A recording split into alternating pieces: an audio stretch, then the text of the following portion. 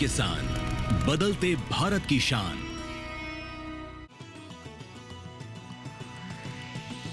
DD किसान, बदलते भारत की शान।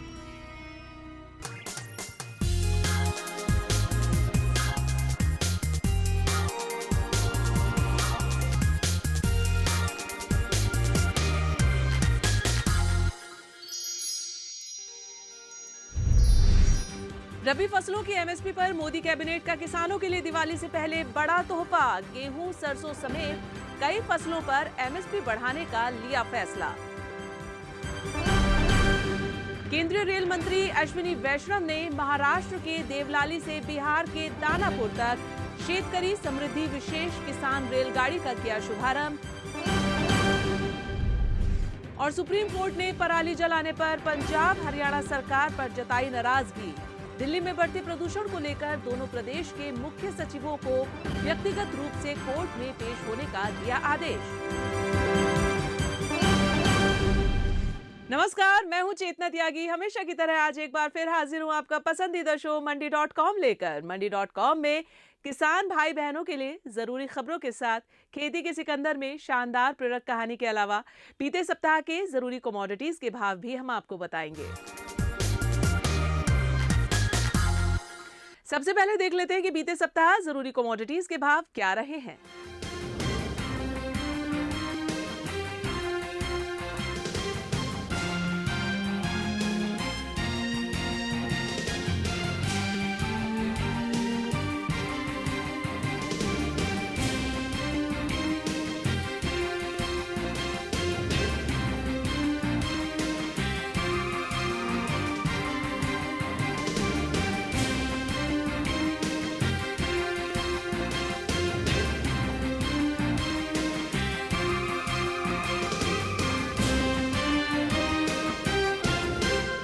और अब एक नजर डाल लेते बीते सप्ताह की खेती किसानी की बड़ी खबरों पर।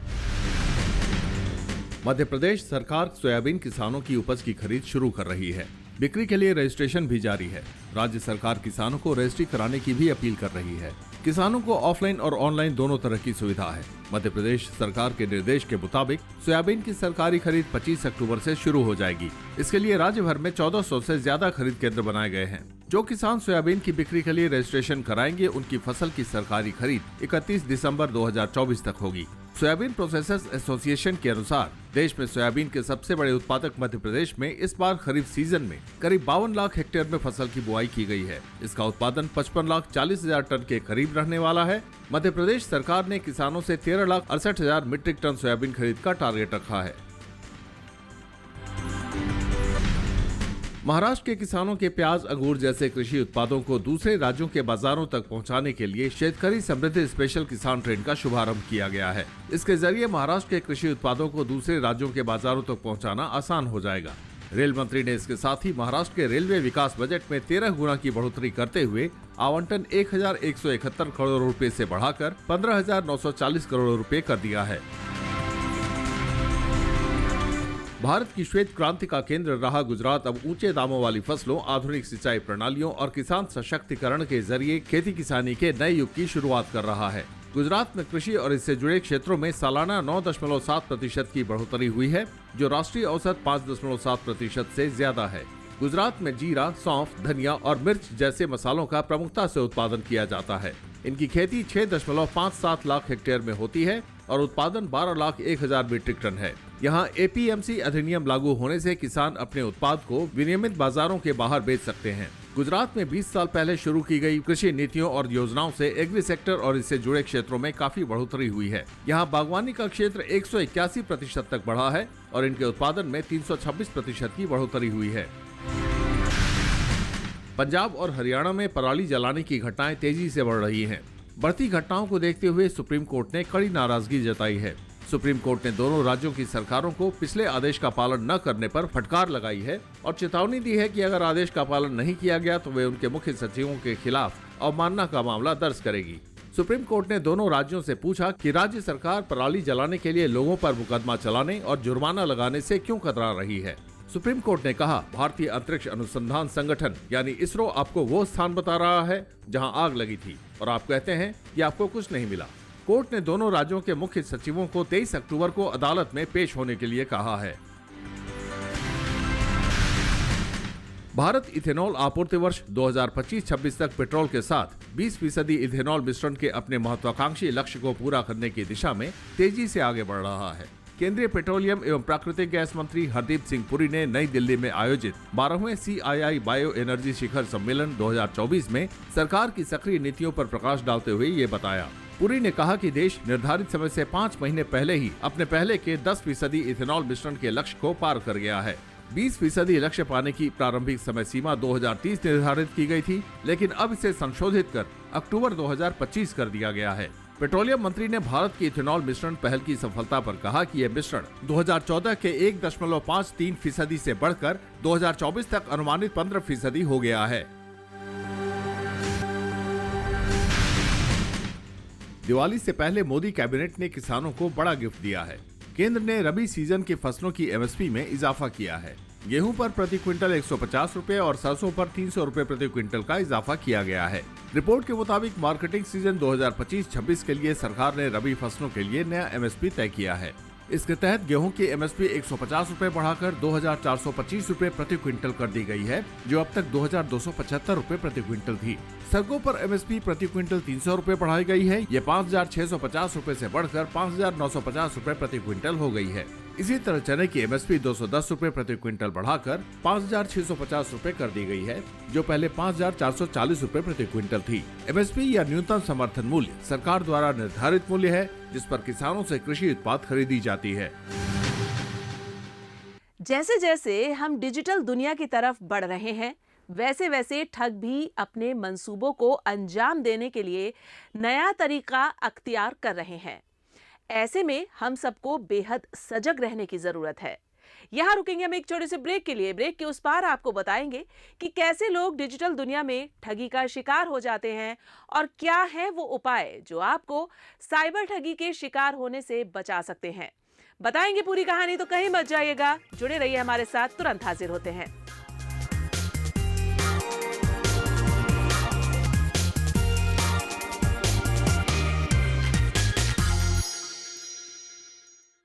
तुझे तगड़ा इंसेंटिव मिला है। क्या प्लान है? सोच रहा हूँ गवर्नमेंट सिक्योरिटीज में इन्वेस्ट करूँ। बिल्कुल सही सोच रहे हैं आप।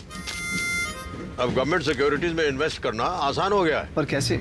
RBI रिटेल डायरेक्ट स्कीम में बिना ब्रोकर के आप इन्वेस्ट कर सकते हैं और आपको आपकी पूंजी पर मिलेगी रिटर्न्स।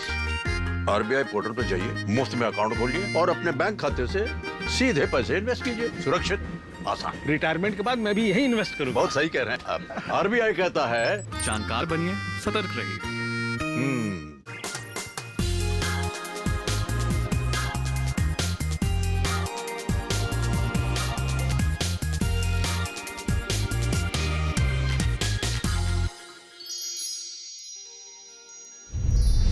एक बार फिर से स्वागत है आप सभी का मंडी.com में। और अब वक्त हो गया हमारी खास पेशकश खेती के सिकंदर का। ऑनलाइन धोखाधड़ी और साइबर अपराधों के प्रति जागरूकता अभियान के तहत देश भर में विश्व निवेशक सप्ताह मनाया जा रहा है, ताकि आप सजग और जागरूक रहें, क्योंकि ऑनलाइन प्लेटफॉर्म का उपयोग करके निवेश आजकल आम हो गया है। हालांकि जहां सुविधाएं बढ़ी हैं, वहीं डिजिटल धोखाधड़ी का खतरा भी बढ़ा है। ऐसे में आज हम सबको सावधान रहने की जरूरत है, ताकि साइबर फ्रॉड से बचा जा सके। साइबर अपराध को लेकर देखिए मंडी.com की ये खास रिपोर्ट।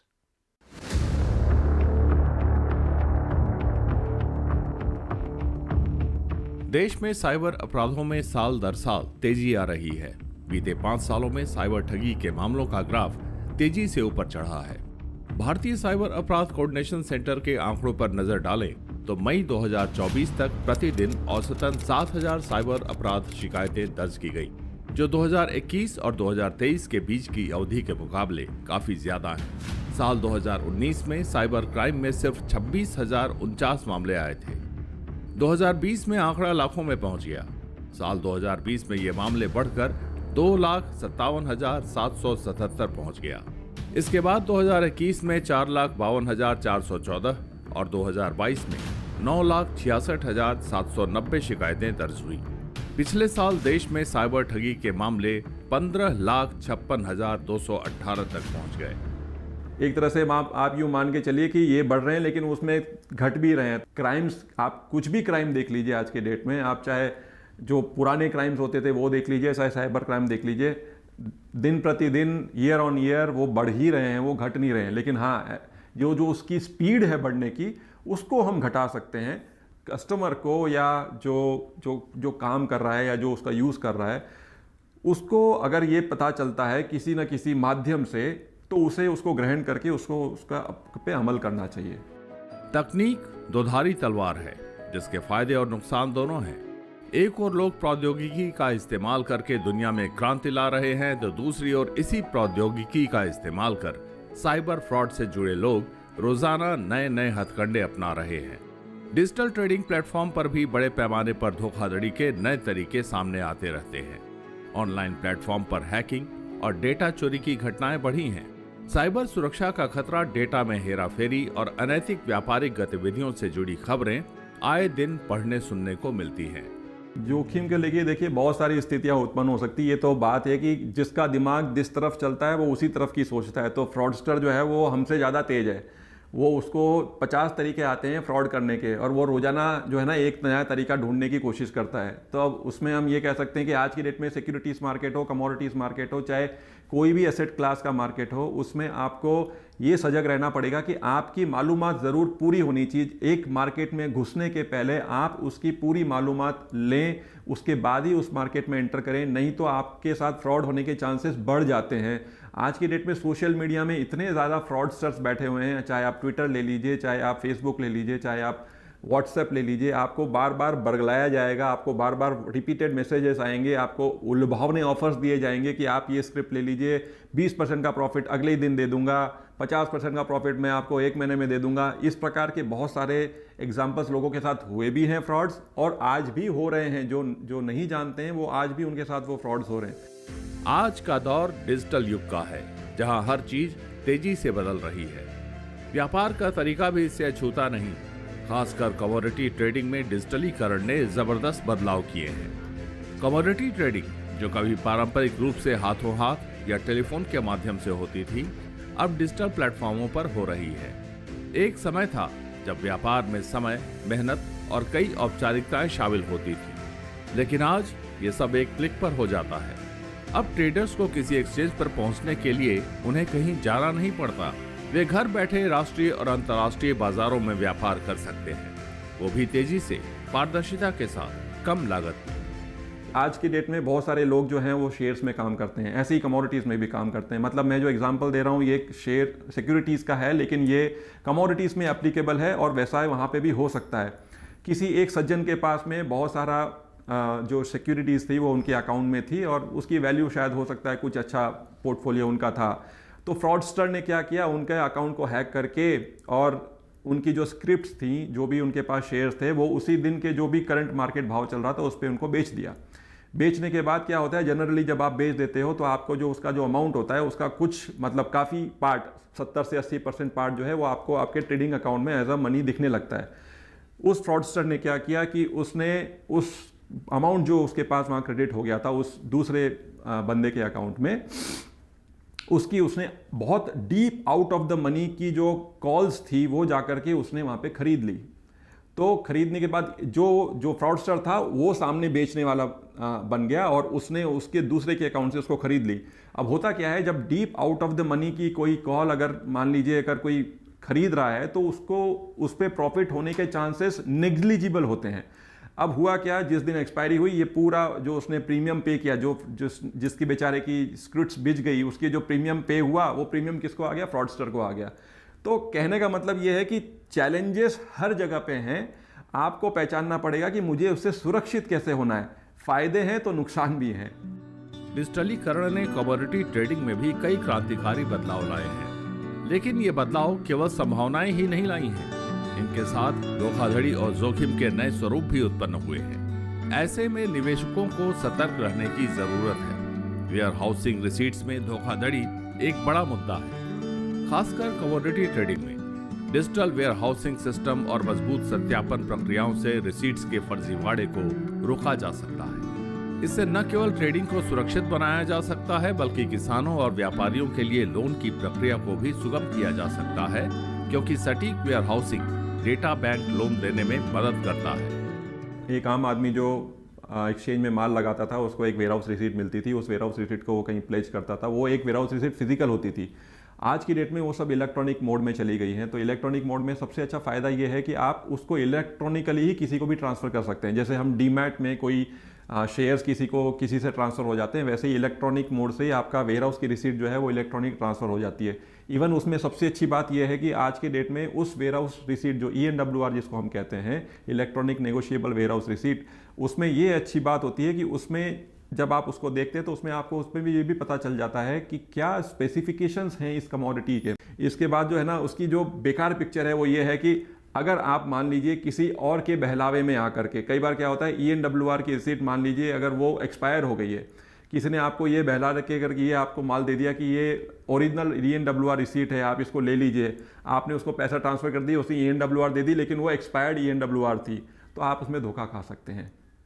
तो आपको ट्रांजैक्शन करने के पहले वो जो ट्रांजैक्शन मोड जिससे आप कर रहे हैं, उसे आपको ये पता होना चाहिए कि क्या इसकी मान्यता है, ये कहाँ से, मतलब मैं इसको अगर मेरे पास कुछ, अगर मेरे साथ कुछ धोखा हो जाता है तो मैं कहाँ अप्रोच कर सकता हूँ, मेरी सुनवाई कहाँ होगी, ये सब चीज़ें आपको हमेशा पता होनी चाहिए। मूल्य हेरफेर जैसी चुनौतियों से निपटने में एक्सचेंज की भूमिका महत्वपूर्ण होती है। एक्सचेंज न केवल व्यापार के लिए मंच प्रदान करते हैं, बल्कि बाजार के निष्पक्षता और पारदर्शिता बनाए रखने के लिए भी जिम्मेदार होते हैं। इस संदर्भ में एक्सचेंज कई कदम उठाते हैं ताकि पंप एंड डंप और स्पूफिंग जैसी प्रथाओं को रोका जा सके। पंप एंड डंप योजनाएं और स्पूफिंग जैसी प्रथाएं बाजार में अस्थिरता और निवेशकों के लिए नुकसान का कारण बनती हैं। लेकिन एक्सचेंज और नियामक एजेंसियां लगातार ऐसे धोखाधड़ी से निपटने के लिए सक्रिय हैं। स्पूफिंग और पंप एंड डंप, ये दोनों जो हैं, और इस तरह के काफ़ी मैनिपुलेशंस जो हैं वो मार्केट में होते आए हैं, पहले से भी होते आए हैं, आज भी हो रहे हैं। नए नए तरीके निकालते हैं लोग बाग।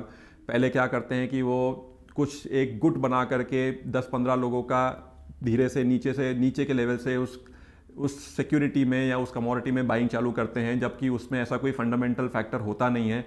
और धीरे धीरे जब वो बढ़ने लगती है तो लोगों की निगाह में आती है, वो लोग बिना कुछ चीज़ को समझे हुए उसमें कूदने लगते हैं। और जब वो जिनने उस चीज़ को चालू किया था, उनको जब लगता है कि हमारे पैसे बन रहे हैं, वो उसी दिन उसको छोड़ करके और जिनने वो लिया उनको उनके हवाले करके चले जाते हैं। इसमें जो इन्वेस्टर जो है या निवेशक जिसको हम कहते हैं, वो बेचारा बहुत बुरी तरह फंस जाता है, उसको बाद में वहाँ से एग्जिट नहीं मिलता और उसके अल्टीमेटली उसको जो है वो लॉस बियर करना पड़ता है। स्पूफिंग भी इसी प्रकार से जो है एक तरह से मैनिपुलेशन का तरीका है कि आपको गलत इन्फॉर्मेशन दे करके या आपको गलत इन्वेस्टमेंट की एडवाइस दे करके आपसे जो है चीट किया जाता है। साइबर ठगी के मामलों में आई तेजी के 2 कारण हैं। पहला, साइबर ठग हर रोज नए तरीके से ठगी की वारदात को अंजाम दे रहे हैं। वहीं दूसरा कि अभी भी देश में काफी लोग ऐसे हैं जो साइबर ठगी से बचने के तौर तरीकों को लेकर लापरवाही दिखाते हैं और लालच में आकर ठगी के शिकार हो जाते हैं।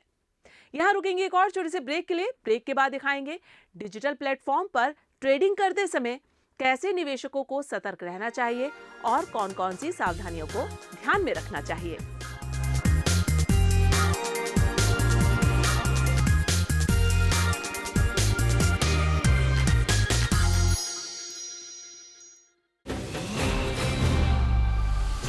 ये तुम्हारा खेत नहीं, खेल का मैदान है। अकेले क्या कर लोगे? अकेले नहीं, मेरे साथ है मेरा यार, जिसके सामने हुई अड़ियल मंडूसी की भी हार तुम्हारी तरह। IIL के ट्रैक्टर ब्रांड का मिलियन, गेहूं का पहरेदार, अड़ियल मंडूसी की हार।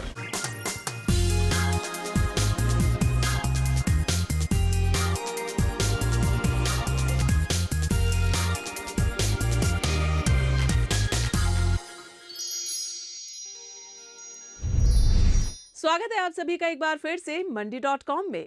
डिजिटलीकरण ने कमोडिटी ट्रेडिंग को बदल दिया है और इसे आसान बना दिया है, लेकिन इसके साथ जुड़े जोखिमों से निपटना बेहद जरूरी है। निवेशकों को सतर्क रहना चाहिए ताकि कमोडिटी ट्रेडिंग के भविष्य को सुरक्षित और पारदर्शी बनाया जा सके। कमोडिटी एक्सचेंजों की भूमिका बाजार की विश्वसनीयता बनाए रखने में महत्वपूर्ण होती है। वे निगरानी तंत्र, और नियामक उपकरणों का उपयोग कर धोखाधड़ी गतिविधियों पर नजर रखते हैं और बाजार में पारदर्शिता बनाए रखते हैं। विश्वसनीयता बनाए रखने के लिए एक्सचेंज, नियामक और अन्य उद्योग हितधारकों के बीच समन्वय बेहद आवश्यक है। बेहतर डेटा साझा करना, नवाचार और सख्त नियम इस दिशा में महत्वपूर्ण भूमिका निभा रहे हैं। रेगुलेटर रेगुलेट करेगा, एक्सचेंज आपको प्लेटफॉर्म देगा, ट्रेडर हो गया या बीसीपी हो गए, जो भी हैं, जो वैल्यू चेन पार्टिसिपेंट्स हैं, ये सब उसमें ट्रेड करेंगे।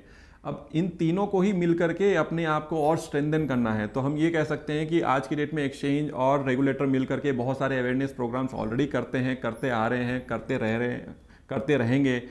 तो इन्वेस्टर्स को भी उस चीज़ का फ़ायदा लेना चाहिए। और हम ये कह सकते हैं कि जितनी भी ऐसी वेबसाइट्स हैं या जितनी भी ऐसे चैनल्स हैं जहाँ पे कोई ना कोई फिनेंशियल एडवाइजरी जारी होती है, वहाँ पे कहीं ना कहीं एक टैग लाइन या कहीं ना कहीं एक हाइलाइटर ज़रूर होना चाहिए कि आप ऐसे फ्रॉड से बचें, या ऐसा कोई इन्वेस्टर प्रोग्राम यहाँ पे हो रहा है, कोई वेबिनार हो रहा है, उसका लिंक हमेशा, ताकि जितने ज़्यादा लोगों तक ये पहुँच पाए उतना ज़्यादा अच्छा है। बाजार में धोखाधड़ी और हेरफेर को रोकने में कमोडिटी एक्सचेंज की भूमिका बहुत महत्वपूर्ण होती है। Exchange real time monitoring system का उपयोग करते हैं जो ट्रेडिंग गतिविधियों पर लगातार नजर रखते हैं। एडवांस एल्गोरिथम की मदद से वे संदिग्ध गतिविधियों का जल्द से जल्द पता लगाते हैं। नियामक संस्थाएं भी सख्त नियम लागू कर रही हैं ताकि बाजार में पारदर्शिता बनी रहे। आप सभी एक्सचेंजेस की बात कर लीजिए, चाहे कमोडिटी एक्सचेंजेस जितने भी हैं आज की डेट में, सब ने अपना अपना जो भी उनका सर्वेलेंस सिस्टम है वो बहुत स्टेट ऑफ द आर्ट कर रखा है, ताकि ऐसे कोई भी गतिविधियां हों वो उनको ट्रैक करते हैं। उनके पास अलर्ट्स होते हैं जिनके साथ जब उनको लगता है कि ऐसा कुछ भी गलत हो रहा है मार्केट में, तो उनको वो अलर्ट वहाँ से आता है, उस पर वो एक्ट करते हैं तुरंत। तो एक्सचेंज और रेगुलेटर दोनों ही इसके लिए बहुत सजग हैं और हमेशा अपलिफ्ट करते रहते हैं अपने आप को कि हम इसको कैसे और सुधार सकते हैं और कैसे इस चीज़ पे हम लोगों को और विश्वास दिला सकते हैं कि ऐसा कुछ आपके साथ नहीं होगा। लेकिन इसमें मैं एक चीज़ और ऐड करूंगा कि एक्सचेंज और रेगुलेटर तो बहुत सारा काम आपके लिए कर ही रहे हैं, लेकिन आपको भी या निवेशक को भी इसके लिए बहुत ज़्यादा सजग होने की ज़रूरत है। जब भी कोई एक्सचेंज या रेगुलेटर का कोई ऐसा कुछ वीडियो आता है या ऐसा कुछ लेख आता है, उसको पढ़ के अपने आप को उस चीज से अवगत करना बहुत जरूरी है। बढ़ते साइबर क्राइम को देखते हुए विश्व निवेशक सप्ताह की तर्ज पर ऑनलाइन धोखाधड़ी और साइबर अपराधों के प्रति जागरूकता अभियान के लिए देश की अग्रणी नियामक संस्था सेबी 14 से 20 अक्टूबर तक विश्व निवेशक सप्ताह मना रही है। निवेशकों के लिए ऑनलाइन ट्रेडिंग और वित्तीय बाजारों में निवेश एक बड़ा अवसर है, लेकिन इसके साथ कुछ जोखिम भी जुड़े होते हैं। निवेशकों को भी सतर्क रहना चाहिए और सही जानकारी पर आधारित निर्णय लेने चाहिए ताकि वे इन हेरफेर की गतिविधियों से सुरक्षित रह सकें। सबसे पहला आवश्यकता उसकी ये है कि वो एक बहुत मजबूत पासवर्ड बनाए, और अगर हो सके तो जहाँ जहाँ पे उसको ये अवेलेबिलिटी है कि वो 2 पासवर्ड बना सके, जहाँ कहीं कहीं पे आज की डेट में ये फैसिलिटी है, तो वो दो पासवर्ड बनाए, ताकि एक पासवर्ड भी अगर कोई हैक कर पाए तो दूसरा तो कम से कम ना कर पाए। तो ये फैसिलिटी का वो अवेल करे। दूसरा पॉइंट ये है कि किसी भी सोशल मीडिया में या कोई भी ऐसी एक्टिविटी जहाँ पे उसको लगता है कि फंसने के चांसेस है, वहाँ पे वो उस चीज़ को कभी क्लिक ना करें, उस चीज़ पे कभी अपने आप को इन्वॉल्व ना करें, ताकि आपके साथ धोखा ना हो। तत्काल धोखाधड़ी से निपटना महत्वपूर्ण है, लेकिन भविष्य में होने वाले स्कैम से खुद को बचाना भी उतना ही महत्वपूर्ण है। साइबर ठगों का ऐसा जाल जिसमें आए दिन न सिर्फ आम आदमी फंस रहा है, बल्कि पढ़े लिखे लोग भी इनकी जाल में फंस जाते हैं, और फिर खेल शुरू होता है एक ऐसे फ्रॉड का जो आपके जीवन भर की कमाई पर हाथ साफ कर देता है। ऐसे में ऑनलाइन निवेश और व्यापार सुविधाजनक तो है, लेकिन ये तभी सुरक्षित हो सकता है जब आप सतर्कता बरतें और सही रणनीतियों का पालन करें। राजधानी दिल्ली से मंडी.com के लिए अनिल बस के साथ किशन भारद्वाज। मंडी.com में आज बस इतना ही। अगले सप्ताह में फिर आऊंगी किसानों को प्रेरणा देने वाली सफलता की एक कहानी और दूसरी जरूरी खबरें लेकर। तब तक के लिए नमस्कार और आप देखते रहिए दूरदर्शन किसान। आपकी राय हमारे लिए बहुत महत्वपूर्ण है। आप हमारे टोल फ्री नंबर पर कॉल कर सकते हैं और अपनी राय दे सकते हैं। साथ ही आप ईमेल के जरिए भी हमें अपनी राय दे सकते हैं। हमारा ईमेल पता है ncdexmandi@gmail.com।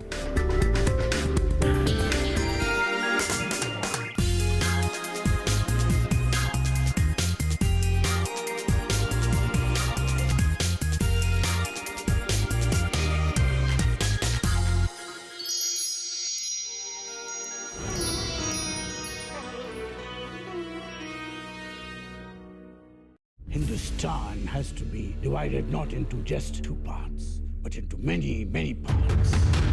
16 अगस्त डायरेक्ट एक्शन डे होगा। ऐसा होता है तो कोई भी देश कैसे गुलाम बना देगा? किसी भी हालत में बंटवारा नहीं होना चाहिए। हम फिर से गुलाम नहीं बन सकते। जिन्ना को इस्लाम से कोई लेना देना नहीं, पाकिस्तान उनकी पर्सनल एम्बिशन है। हिंदुस्तान या पाकिस्तान में से किसी से भी जुड़ना चाहे तो जुड़ सकते। तो आप ही बताओ ना क्या करें? बैठे रहें, चूड़ियां पहन लें? इस बात को नजरअंदाज नहीं कर सकते। आजादी की लड़त इसलिए तो नहीं की थी ना कि लोग आपस में लड़ मरे। उन्हें लगता है कि वो हम सबको अलग कर सकते हैं। हमारी अहिंसा को कमजोरी मत समझो। सरदार द गेम चेंजर हर रविवार प्रातः 11:30 बजे और पुनः प्रसारण रात 10 बजे सिर्फ डीडी नेशनल पर। देश का पहला चैनल, देश का अपना चैनल।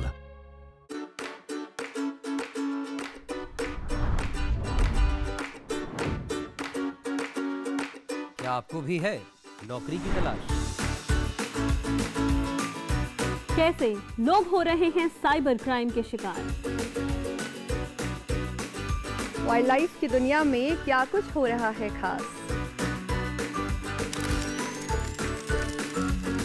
किस फिल्म ने किया बॉक्स ऑफिस पर धमाल? अपनी हेल्थ और फिटनेस को मत कीजिए नजरअंदाज। जानने के लिए इन सभी सवालों के जवाब जुड़िए डीडी मॉर्निंग शो के साथ सोमवार से शुक्रवार सुबह 8 से 9 बजे सिर्फ डीडी नेशनल पर। देश का पहला चैनल, देश का अपना चैनल।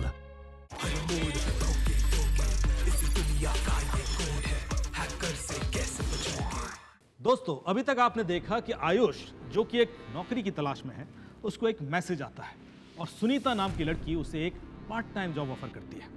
काम सिर्फ इतना है कि सोशल मीडिया को लाइक्स करना है, कमेंट्स करना है और कुछ रिव्यूज डालने हैं, और इसके लिए हर लाइक्स पर उसे मिलते हैं कुछ पैसे। आयुष को एक ग्रुप में ऐड कर दिया जाता है और वहां पर वो ये देखकर आश्चर्यचकित हो जाता है कि लोग तो बहुत ज्यादा पैसे कमा रहे हैं। आयुष भी पैसे कमाना चाहता है और वो इसके लिए और लोगों से पैसा मांगकर करीब 1.5 लाख का इन्वेस्टमेंट कर देता है, पर जब वो उन्हें विड्रॉ नहीं कर पाता तो वो घबरा जाता है और तब उसे रियलाइज होता है कि वो एक साइबर क्राइम का शिकार हो गया है। देखिए साइबर क्राइम की दुनिया, बच के रहना, हर रविवार सुबह 9 बजे और रात 9 बजे सिर्फ डीडी नेशनल पर।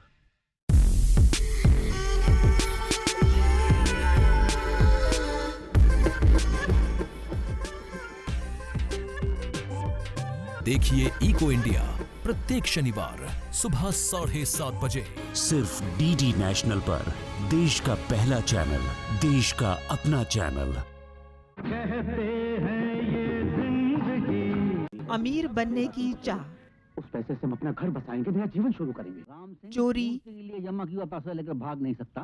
बदनामी, हमने दान में मिली हुई रकम को हजम कर लिया। पश्चाताप की कहानी है फिल्म आन और शान। कुल का लगा हुआ धब्बा तो धुल गया मास्टर जी, लेकिन दिल का जख्म अभी तक नहीं भरा। ऋषि कपूर, शम्मी कपूर, निरूपा रॉय, सत्येंद्र कपूर, फरीदा जलाल, मौसमी चटर्जी, जीवन, रंजीत जैसी बेहतरीन स्टार कास्ट से सजी फिल्म आन और शान। जब तक मैं ठाकुरों का नाम मिटा नहीं दूंगा, मैं चैन से नहीं बैठूंगा। मैं तेरी हड्डी पसली एक कर दूंगा। क्या बकवास करते हो?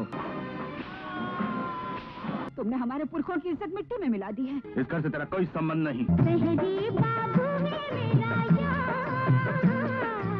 बॉलीवुड टॉकीज में फिल्म आन और शान 21 अक्टूबर दोपहर 1 बजे सिर्फ डीडी नेशनल पर। देश का पहला चैनल, देश का अपना चैनल।